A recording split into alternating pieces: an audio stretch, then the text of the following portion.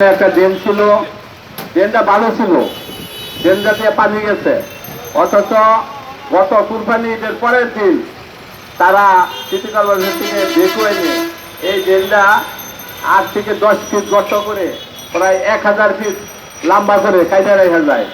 আমাদের এখানে যে ব্যবসা, আমরা যে দীর্ঘদিন যাবৎ ব্যবসা করতেছি, আমাদের এখানে অনেক ব্যবসায়ী আছে, লক্ষ লক্ষ টাকা লোন নিয়ে ব্যবসা করে।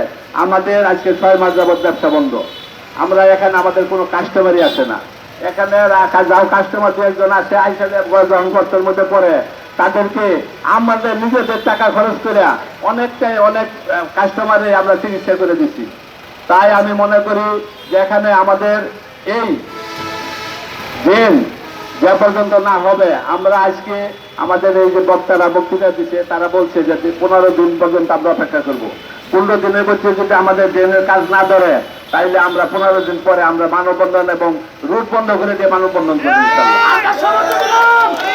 তাই আমি মনে করি যে আমাদের সাংবাদিক ভাইয়েরা আপনাদের যথেষ্ট ভূমিকা আছে এইসব ব্যাপারে। আপনারা আমাদেরকে ওই উপকারটা করবেন। আপনারা সিটি কর্পোরেশন, ডিসিএফি এবং সড়ক ভবনে আমরা দরখাস্ত দিচ্ছি। সেই দরখাস্তের মোতাবেক তাদেরকে বলছি, বলার পরে কেউ বলে সিটি কর্পোরেশন, কেউ বলে সড়ক ভবন, যাই হোক আপনারা একটু যোগাযোগ করে আমাদের এই কাজটা করে দিবেন, এইটাই আমাদের জোর দাবি। যাই হোক, আমরা আপনাদেরকে কষ্ট দিলাম এবং ব্যবসায়ী ভাইদেরকে কষ্ট দিলাম যে আজকে